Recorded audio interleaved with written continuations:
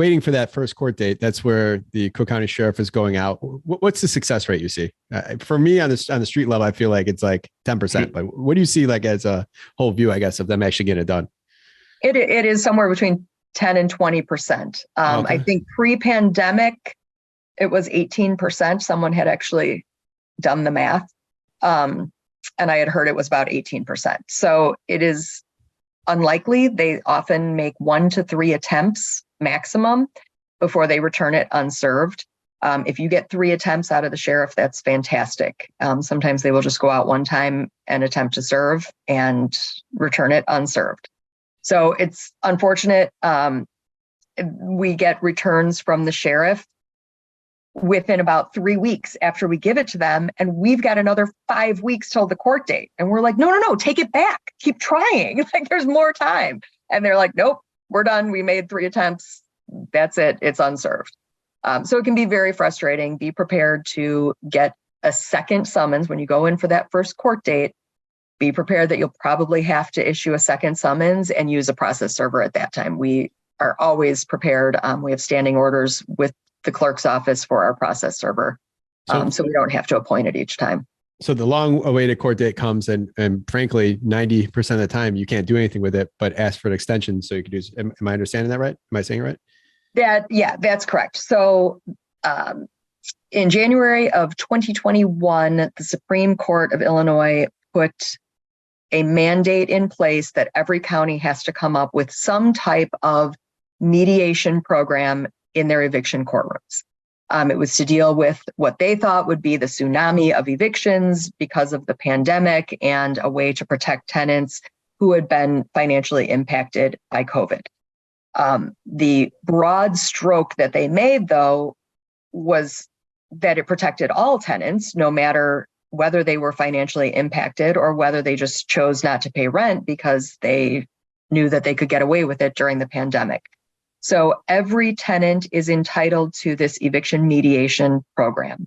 In Cook County, and it was left up to the counties how each circuit court wanted to implement it. So in Cook County, they came up with the ERP, or the Early Resolution Program, which is a misnomer because there's nothing early about it. It just delays the case by about 3 to 6 months.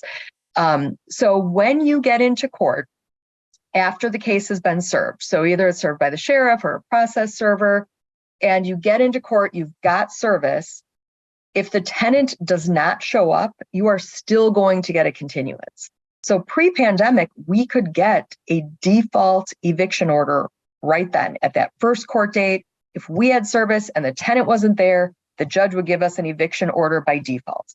That will no longer happen. We will get another continuance between 2 to 4 weeks for us to notify the defendant that there is another court date, there's another opportunity for you to appear. And then possibly at that next court date, we could get a default eviction order. Some judges still feel bad and give one more continuance. That's if the tenant doesn't show up. If the tenant does show up once they've been served, the case is automatically put into ERP. And there's a 30-day continuance in which the tenant has an opportunity to file for rental assistance, talk to an ERP mediator, who is just a volunteer who has some training in the ERP program, but really not a lot of knowledge about the landlord-tenant relationship or even the eviction process, which is unfortunate. And we find most cases that go through ERP, the ERP program does not resolve anything any more quicker than we would be able to resolve it if we could negotiate directly with the tenant. Most of our landlords have always been open to payment plans, extended days for move out, whatever it is. I mean, like you guys say, landlords kind of understand sometimes you got to swallow your pride to get an agreed order on the table. And we've been able to do that. And the ERP kind of ties our hands. We don't have access to the tenants. We have to go through these ERP mediators who don't really understand the process, or the tenant never reaches out to the ERP mediator, and the ERP mediator is not affirmatively going after the tenant. The tenant has to take these steps on their own. So we're sitting on a 30-day continuance when the tenant may or may not apply for rental assistance, talk to the ERP mediator. You go back on that 30-day ERP status date.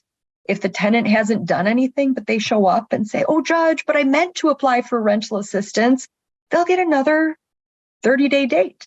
And they'll get another opportunity to go through ERP and try and take advantage of some of those things. And then only if we are unable to resolve it, if the tenant hasn't done anything after being given all of these opportunities to take advantage of the help that's out there, we go back into court, and then they will assign us at that point to an eviction courtroom.